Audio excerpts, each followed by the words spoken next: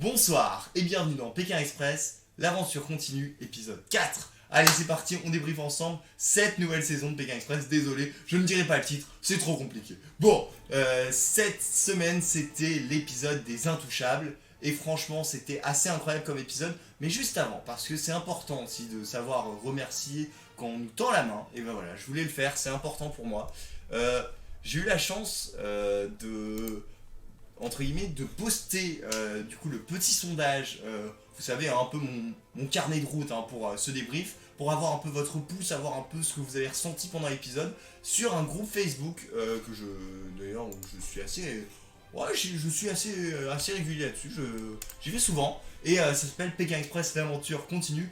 Comme quoi finalement ils ont bon goût. Après je vous le dis tout de suite, Pékin Express l'aventure continue, c'était en fait une émission qui passait en 2009 et 2010 après l'émission pour donner un peu toutes les coulisses.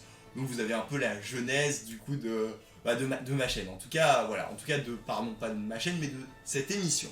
Bref, vous l'avez compris, ils ont été hyper gentils. J'aimerais remercier Nathalie, qui est une des modératrices vraiment de ce groupe et qui est géniale, qui a été hyper adorable et qui m'a permis, déjà qui a répondu au sondage, qui est hyper intéressant parce que c'est une grosse fan de Pékin Express et qu'elle connaît plein de choses. Donc ça va être hyper intéressant d'avoir son avis. Et puis aussi, alors sur ce groupe, il y a plein d'anciens candidats. Et Marcel aujourd'hui s'est prêté au jeu de mon sondage. Et je la remercie fortement. Marcel, c'est une des protagonistes du couple Marcel et Nicole qui était du coup en saison 8 et également en saison 4. Et voilà, vous allez voir, j'ai mis une petite photo d'elle parce que franchement, les Intouchables, c'est vraiment complètement connecté avec elle. Bref, vous avez compris, ça va être un débrief complètement fou. Je vous propose qu'on commence par le commencement et on va commencer du coup par le petit déjeuner. Alors je vais juste enlever la photo de Pékin Express Aventure Continue. En tout cas, si vous ne les suivez pas sur Facebook, allez-y vraiment, c'est génial. Allez, on est parti pour le petit déj. Le petit déj, c'est presque une tradition dans Pékin Express. Il y a une dégustation un peu locale, un peu folklorique. Et les équipes doivent se plier à ça. Alors cette année c'était un peu marrant parce que en gros il y a 6 équipes. Ils devaient choisir un numéro entre 1 et 6 et en fait pardon, c'était des espèces de lunchbox. Et en fait c'était un petit peu au petit bonheur la chance. Voilà. Bon, je vous ai mis un petit florilège de ce qu'il y avait via la photo. Bon, vous la voyez, donc il y a des testicules de taureau, il y a des vers vivants, il y avait aussi des boules de fromage très très épicées. Et puis également, il y avait de l'intestin de vache, je savais même pas que ça se mangeait. Comme d'habitude, vous le savez, j'adore savoir un peu ce que vous ressentez pendant les épisodes. C'est pour ça qu'on a le sondage et on va aller faire un petit tour de ce pas. Alors, la première question, c'était qu'est-ce que vous préférez manger? Alors, j'ai été gentil, je vous ai choisi que deux plats. Et vous avez, alors, qui avait soit testicules de taureau d'un côté ou vers vivant de l'autre. Vous avez choisi à 62,5%, c'est très précis, attention, des testicules de taureau comparés aux vers vivants. Et ben moi je vous comprends, parce que testicules de taureau, c'est des abats, ça peut se manger je pense, et puis c'est de la viande, je mangerais ça plus facilement que des vers vivants, parce que ça bouge et tout. J'ai déjà mangé des vers, mais bon, c'est pas vivant et tout. C'est Charlotte et Sarah d'ailleurs qui les ont gobés, c'était assez impressionnant.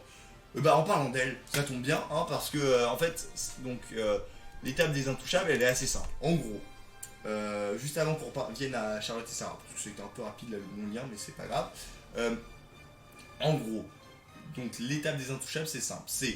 Il y a une course pour aller à un endroit précis où il y a une épreuve, et de l'épreuve, il y a un sprint pour arriver où est Stéphane, et en fait, l'équipe qui arrive là-bas est qualifiée. Enfin, en tout cas, la première fois. Après, je vous expliquerai la mécanique suivante. Bon, en tout cas, ce qui est sûr, c'est que Sarah et Charlotte, elles ont été les premières à arriver sur le lieu de l'épreuve. Et alors, le lieu de l'épreuve, sur le lieu de l'épreuve, c'était un espèce de marché. Et alors, cette photo ne vous parle pas, et c'est normal, c'est tout nouveau dans Pékin Express. Ils ont fait une épreuve de goût, une épreuve pas de goût, une épreuve sensorielle. Voilà. Donc, en fait, ce que vous voyez, c'est Charlotte qui, en fait, renifle dans un inhalateur une odeur. Et en fait, elle doit retrouver sur une échoppe l'odeur qu'elle a, enfin le produit qu'elle a reniflé. C'était assez intéressant, moi j'ai trouvé ça assez inédit.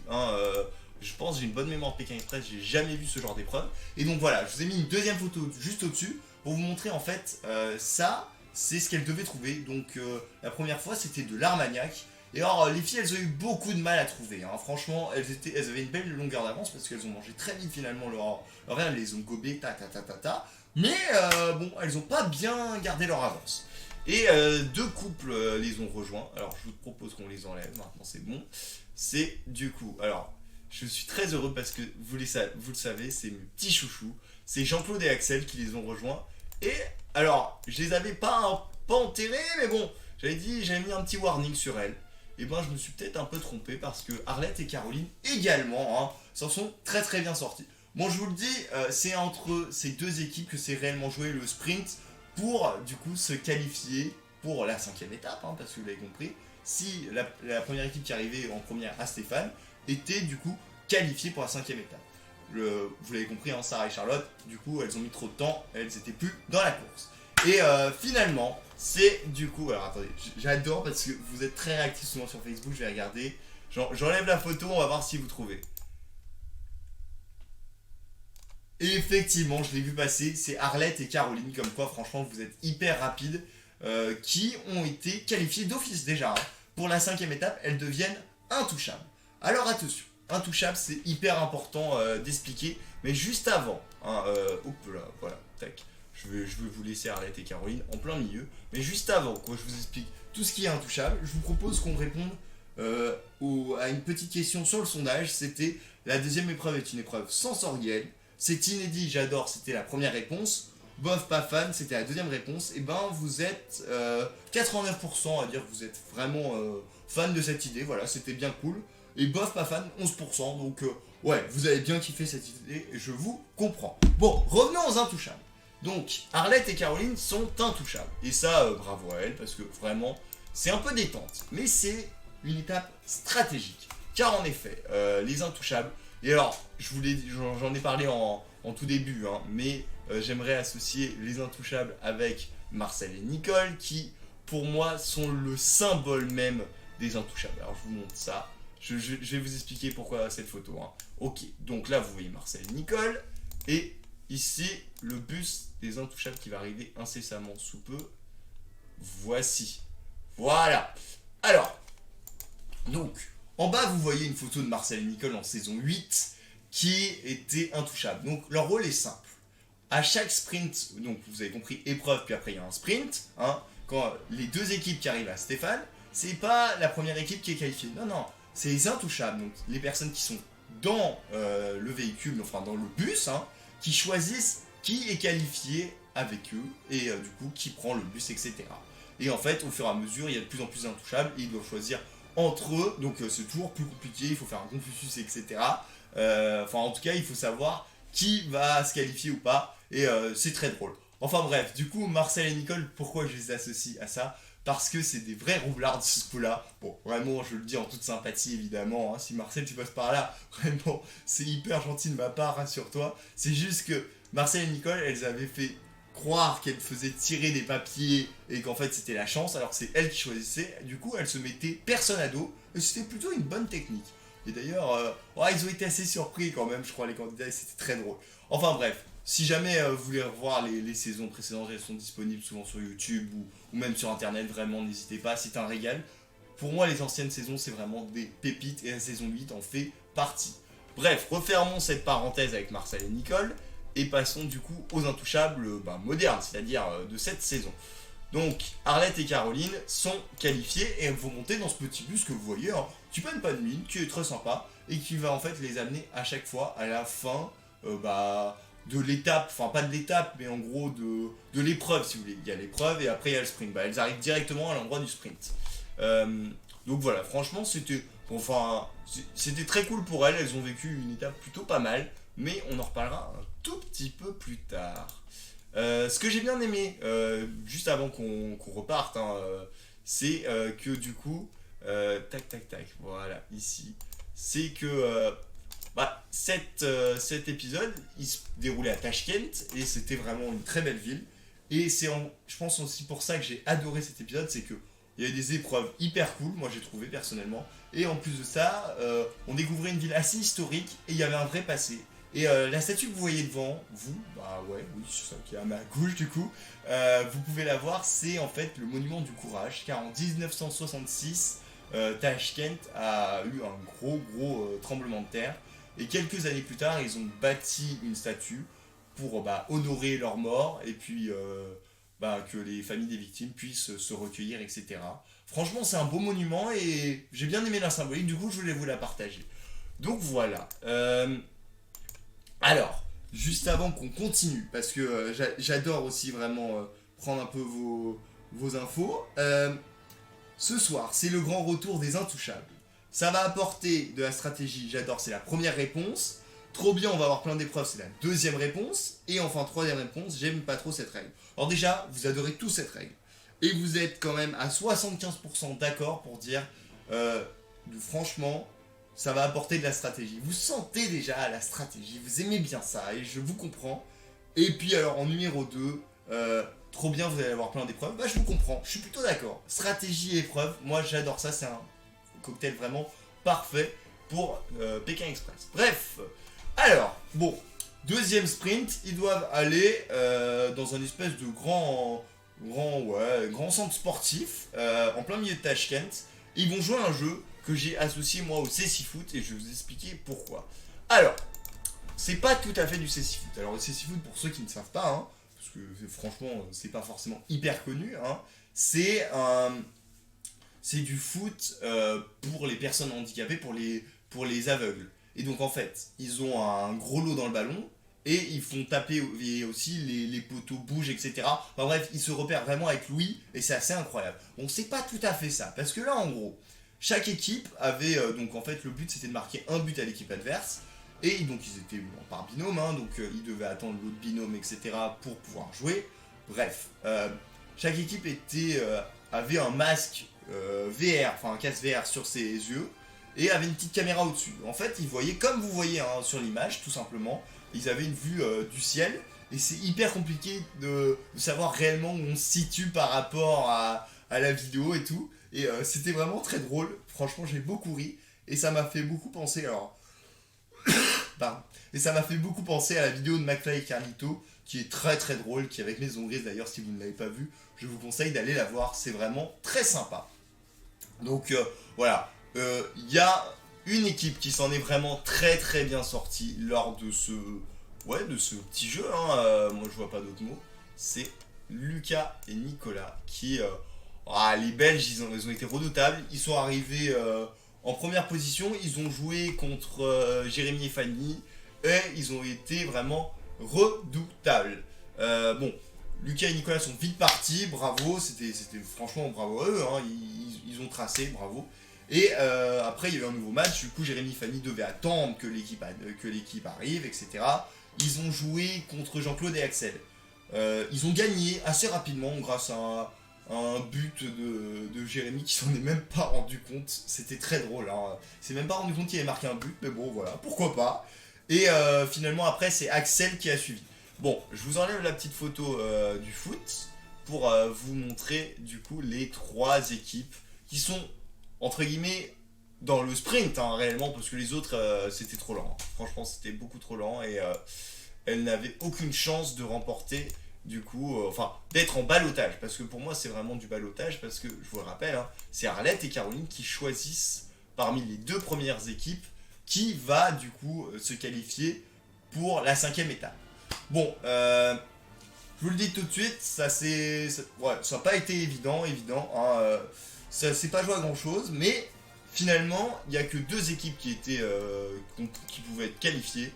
C'était du coup Jean-Claude et Axel, et voilà, vous les avez aussi, Lucas et Nicolas, effectivement, hein, vraiment, ils sont très forts, ils ont très bien joué, et finalement, c'était vraiment compliqué pour Arlette et Caroline, tiens, je vous les mets, tiens, hop, voilà, en plus un peu en grande, en mode prêtresse et tout, mais c'était drôle, elles étaient hyper cute et tout, et elles ont choisi mes chouchous, même s'il est vraiment, Lucas et Nicolas, je les aime beaucoup, mais Jean-Claude et Axel, ouais, il y a un petit côté émotif qui me touche, et voilà, j'aime bien le côté grand-père, petit-fils, et du coup, voilà. Bref, du coup, c'est Jean-Claude et Axel qui ont été choisis par Caroline et du coup, Arlette. Juste avant qu'on passe au moment où ils vont aller chercher un logement, etc., on va répondre à la question, parce qu'il y en avait une, parce que parce que voilà, je sais pas si vous connaissez le cécifoot, mais voilà, je voulais savoir un peu si vous connaissiez, qu'est-ce que vous en pensiez, etc. Alors, il y avait trois réponses possibles. Il y avait trop bien, je connaissais pas, c'est une bonne idée ou ça m'intéresse pas. Vous avez été 50% à dire trop bien, je connaissais pas. Donc, comme quoi, c'est cool, hein, ça a fait montrer de nouvelles disciplines, c'est hyper cool. 25% à dire c'est une bonne idée, bah ouais, je vous comprends, c'est vrai. Et 25% qui n'aiment pas le foot a priori et qui ça n'intéressait pas, bah oui, c'est compréhensible aussi. Bon, alors c'est le moment d'aller chercher un logement. Et alors, fait un peu particulier, vu que Arlette et Caroline et du coup Jean-Claude et Axel sont intouchables, ils doivent chercher une maison ensemble. Et ben, franchement, ils ont très très bien joué le jeu. Enfin, en tout cas, ils ont été, ils ont été chanceux. Ils ont été chanceux. Ils ont été chanceux, effectivement. Hein. Ils sont tombés. Alors là, je vous ai mis un truc hyper beau, mais avant, sur un petit Porsche, ils ont vu un petit monsieur qui avait l'air sympa et tout. Bien sûr, venez, dormez chez moi, pas de soucis. Donc là, vous voyez la gueule du truc, c'est magnifique. Et alors, attendez, c'est pas fini. Je vais vous montrer une autre photo qui est complètement dingue. J'ai halluciné. Hop, hop, voici la deuxième photo. Nickel. Et voilà, les candidats, ils arrivent, ils voient une vue pareille avec une immense piscine. Et en fait, ils sont tombés sur un des plus grands... alors, je sais pas si c'est un des plus grands entrepreneurs ou en tout cas chef d'entreprise ouzbek, mais en tout cas, il avait beaucoup d'argent, il avait une magnifique maison. Son fils d'ailleurs était en plus... attendez, c'était un influenceur, il avait 3 millions de vues, enfin d'abonnés sur Instagram. Genre Axel il était là, ah ouais le gars il a 3 millions comme ça et tout. Enfin bref, complètement dingue, des coups de chance comme ça, je pense qu'il y en a que sur Pékin Express. Ça m'a fait penser d'ailleurs à Pauline et Aurélie qui étaient en saison 3 au moment... c'était au moment de l'étape à Brasilia. Ils avaient demandé, c'était complètement fou cette histoire. Ils avaient fait du stop, elles étaient rentrées dans la voiture du premier ministre brésilien. Enfin, complètement dingue cette histoire. Et je me dis qu'il n'y a que dans Pékin Express qu'il peut se vivre des choses un peu comme ça. Bon, en vrai, je vais pas vous raconter toute la soirée des candidats parce que c'était très sympa, mais c'était un peu... ouais, si je fais un débrief de toute la soirée, on en a jusqu'à pas d'heure, donc on va avancer, mais ils ont tous passé une très très bonne soirée, je vous le garantis. Bon, le lendemain, c'est l'heure de passer à une nouvelle épreuve, hein, mais juste avant, ils sont arrivés sur un magnifique, enfin, ils devaient arriver la veille, hein, je vous en ai pas parlé, mais ils sont arrivés au lac de Charvak, qui est en fait un lac qui est à 100 km à peu près de Tashkent. Ce qui, en gros, fait un genre de Paris-Deauville, mais il y a un peu moins de kilomètres. Et c'est un peu une côte balnéaire, c'est hyper beau, vraiment, on en a pris plein les yeux, et c'était vraiment très sympa. Nos candidats devaient aller dans un endroit qui est une station de ski, mais évidemment, vu que c'est l'été, il n'y a pas de neige, hein, et ils devaient faire une nouvelle épreuve. Et cette épreuve, c'était une épreuve de foot. Et oui. Alors, Stéphane l'a dit, a priori, le sport national ouzbek, c'est le football, et ils l'ont un peu beaucoup utilisé. Et d'ailleurs, ça m'a donné envie de vous poser la question, est-ce que vous aimez qu'il y ait autant d'épreuves de foot? Et je vous avais mis, c'est très simple, souvent j'aime bien que ça soit hyper imagé, que ça soit hyper simple. Soit vous avez le choix entre genre le fire, genre en mode genre c'était génial et tout, soit en mode genre gros pleurs et tout, et vous êtes 84% à penser que bah voilà, ouais non, non ça vous plaît pas, ouais vous êtes un peu déçu, trop de foot. Ok, je peux vous comprendre. Bon, pour vous expliquer un peu l'épreuve, c'est très simple. Donc vous voyez Stéphane il est en haut et en fait on se rend pas compte mais il y a une pente. En fait, il y avait plein de petits obstacles et il y avait un but au bout. Et il devait tirer presque un peu à l'aveuglette et marquer un but. Et ceux qui marquaient le plus vite de but pouvaient partir, etc. Et retrouver Stéphane qui se trouvait à Tashkent. Bon, je pense que vous avez vu la photo, j'ai plus besoin de la mettre. Ceux qui se sont très très très bien débrouillés, je pèse mes mots parce que vraiment ils ont mis une distance à tous les binômes, c'est Lucas et Nicolas, nos Belges. Ils nous ont d'ailleurs charriés en disant ouais, ce coup-ci on ramène la coupe à la maison, la Belgique, tout ça. Bon, vous savez ce que j'en pense. Enfin, allez la France, bon, ok. Allez, c'est bon. Je fais une petite vanne, mais bon, voilà, moi je suis quand même toujours cœur bleu, donc voilà, tranquille les gars, je vous aime bien, mais tranquille. Bref, bon, on va pas parler football, c'était une petite digression. En tout cas, eux, ils vont pouvoir continuer l'étape. Bon, assez rapidement, quand même, on va avoir, du coup, c'était ouais, je crois que c'est Jérémy et Fanny qui s'en sont pas trop mal sortis. Et, euh, et attention, en fait, il y avait, c'était pas fini finalement. Il y avait eu donc la petite épreuve, mais il y avait autre chose. Il y avait un espèce de trek, assez bizarre d'ailleurs, mais pourquoi pas. C'était sympa, hein. Franchement, c'était sympa. Un petit trek avec, du coup, je vais vous montrer des bassines. Alors, pour ceux qui suivent attentivement Pékin Express, hein, ça fait,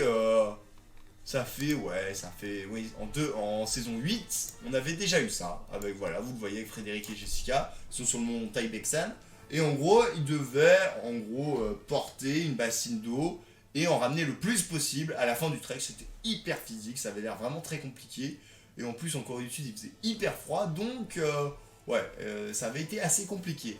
Et finalement, cette année, c'est un peu rebelote.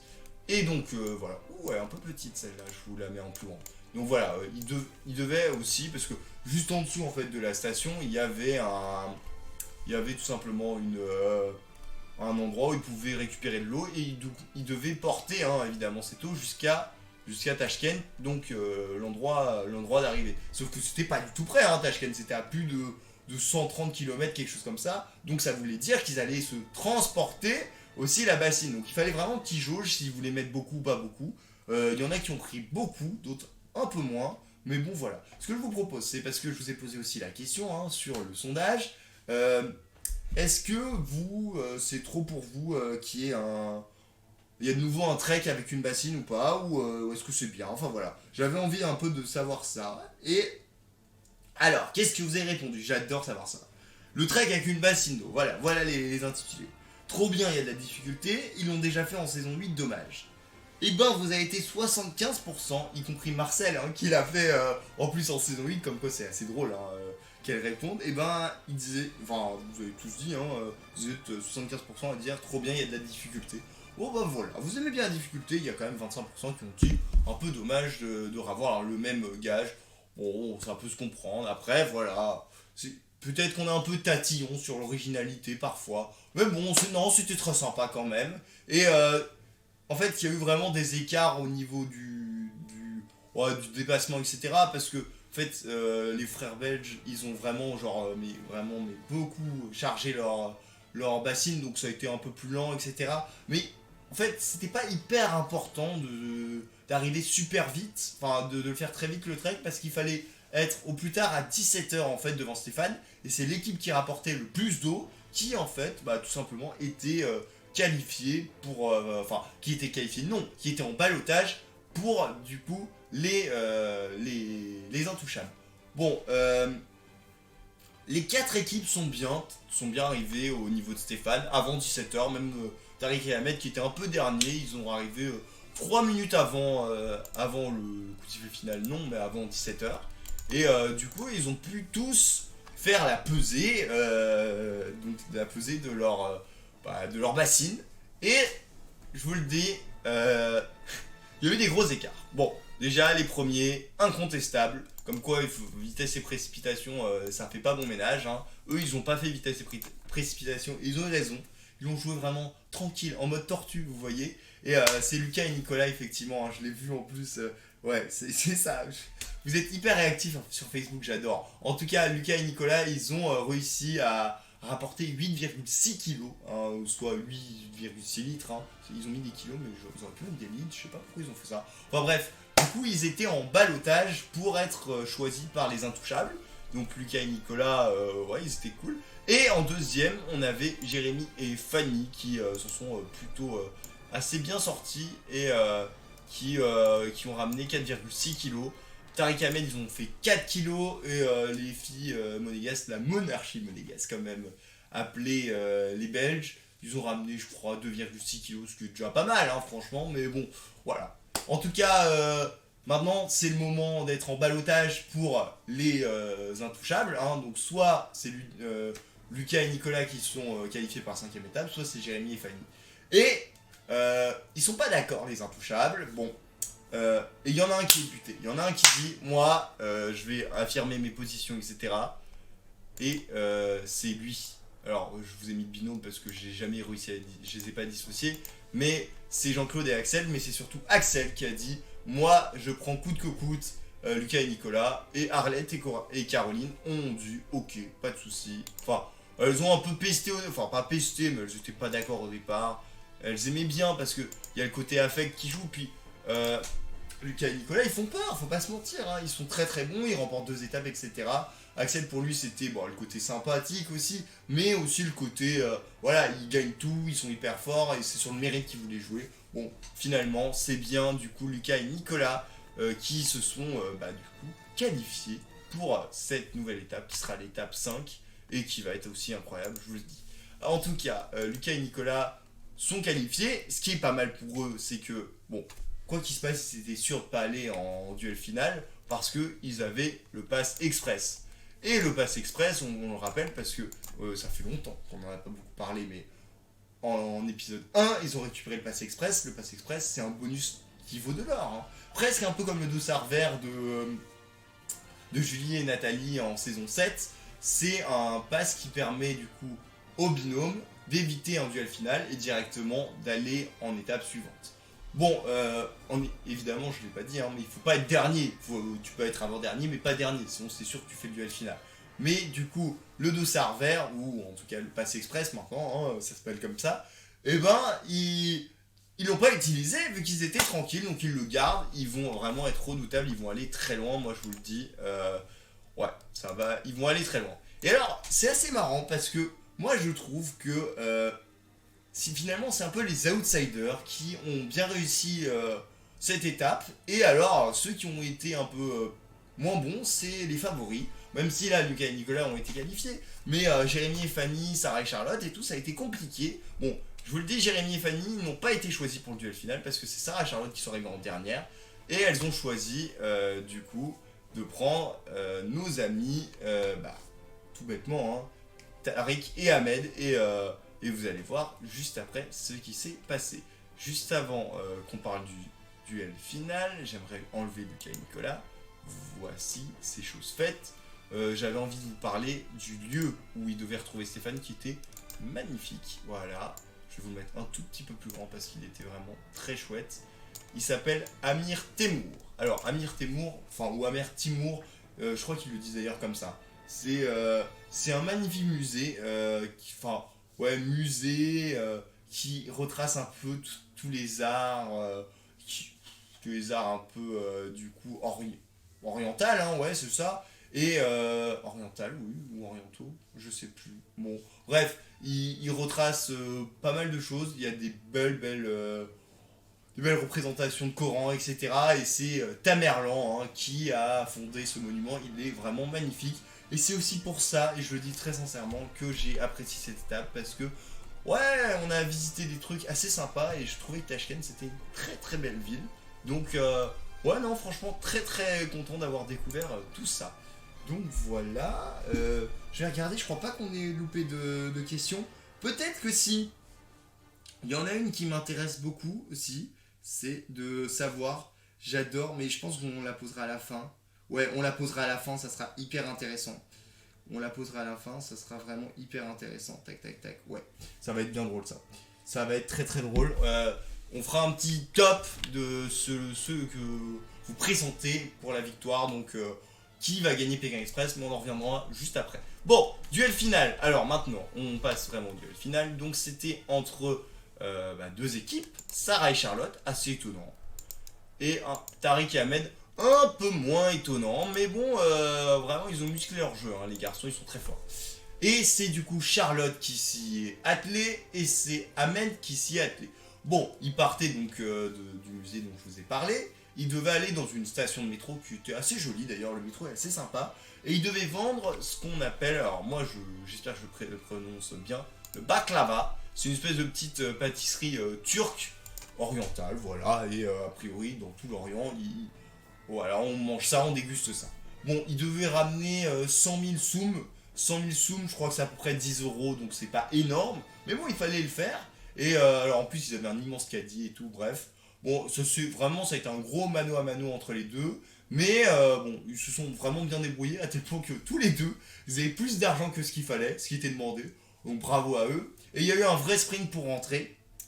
Charlotte est partie un tout petit peu plus tôt de la mission que, que Ahmed, qui en plus, Ahmed, lui, vraiment, il était en mode genre je continue à vendre et tout, alors que mon pote, il fallait y aller quoi. Mais bon, Charlotte part et Ahmed se rend compte que finalement il a déjà largement de quoi partir, donc il part.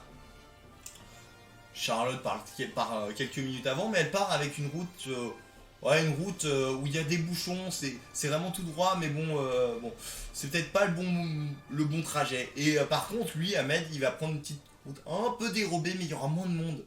Et résultat des courses, c'est du coup, et là je vous le mets, je vais essayer de vous le... Oh, on joue un peu, je vous laisse un tout petit peu de temps pour voir. Hop, j'enlève une photo, on va voir si vous les connaissez. Ça y est, c'est arrivé. Tariq et Ahmed, effectivement, qui sont du coup. Ils sont qualifiés pour la 5e étape. Et alors, c'est assez étonnant parce que finalement, Sarah et Charlotte, qui ont remporté une étape, hein, la toute première, et non, ça passe pas pour elles, malheureusement. Elles sont potentiellement éliminées. Mais, rappelez-vous, la semaine dernière, je vous avais dit, je le sentais, que l'étape numéro 4 était non éliminatoire. Et bien comme quoi j'avais raison, car l'étape du coup 4 n'est pas éliminatoire. Et du coup tout simplement, hein, les filles seront bien présentes pour la 5e étape, mais avec un handicap, et ça va être assez sympa. Juste avant qu'on conclue ce débrief, hein, finalement j'ai été assez concis, j'ai l'impression, parce que je regarde le temps, c'est pas trop mal. En tout cas, on va répondre du coup à cette question. Étape non éliminatoire, vous êtes pas surpris, vous êtes absolument pas surpris. Vous suivez beaucoup mes débriefs, c'est peut-être pour ça. Non, mais on s'en doutait tous, donc voilà. Qui va gagner Pékin Express cette année? Ça, c'est une question que j'adore vous poser. Et alors là, il y a un vrai classement. Là, j'adore. Pour vous, alors c'est très drôle parce que c'est hyper partagé. Vous êtes, c'est peut-être un peu vos chouchous aussi, je ne sais pas. C'est Jean-Claude et Axel qui sont un peu vos chouchous, suivi de Fanny et Jérémy. Voilà, ça vraiment vous aimez beaucoup. Et enfin, Arlette et Caroline. Ok, bah pourquoi pas. Et Lucas et Nicolas, vous les mettez moins. Mais je pense que... Ah, si, il y en a qui les mettent fort. Bon, c'est assez surprenant. Il y en a, ils ont été un peu mal notés, je trouve, mais... je sais pas. Bon, en tout cas, a priori, quand même, votre top, c'est quand même plutôt Jean-Claude et Axel, Fanny et Jérémy, et Lucas et Nicolas, et Arlette et Caroline. Et vous voyez pas trop Ahmed et Tariq, et Sarah et Charlotte pour la suite. Bah, c'est possible. Mais c'est vrai que bon, on les a vues un peu plus râleuses, elles ont moins de mental, j'ai l'impression quand même, les filles. Et ouais, ça va être un peu plus compliqué pour la semaine prochaine.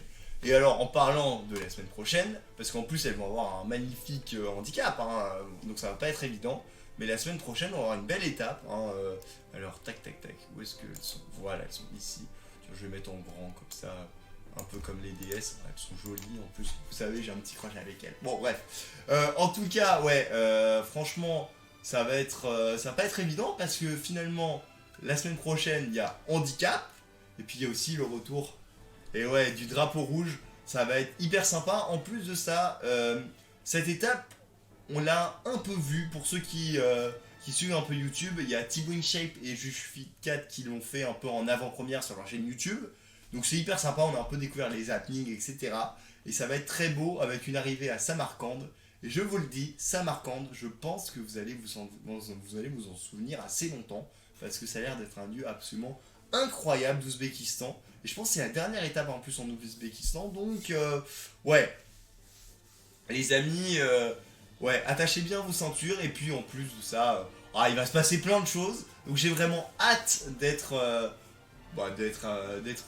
jeudi prochain. Ouais, ça file déjà très vite, mais ouais, jeudi prochain pour le regarder, puis après pour débriefer avec vous cet épisode. En tout cas, j'espère que ce débrief vous a plu. J'ai essayé d'être le plus concis possible pour pas que ça soit trop long. D'ailleurs, j'aimerais vous remercier parce que je sais, parfois l'heure vous convient pas du tout parce que c'est après Pékin Express, vous avez envie de vous coucher et c'est normal, il n'y a pas de souci. Merci d'être aussi nombreux, que ce soit sur Facebook ou sur Twitch. En tout cas, vraiment, je suis ravi de faire ça avec vous. En plus, j'essaye de m'améliorer au fur et à mesure des années pour vous proposer encore de plus en plus de beaux lives et surtout de beaux streams. Hein, et j'essaye en tout cas. En tout cas, je voulais aussi vous remercier parce que je sais que vous êtes hyper nombreux sur le replay. Hein, vous regardez beaucoup le replay, c'est hyper cool. N'hésitez pas à commenter. J'ai des gens qui m'envoient des petits messages en MP. Ça me fait hyper plaisir. Mais n'hésitez pas à les mettre sous les commentaires. Je lis tout évidemment. Ça m'aide, etc.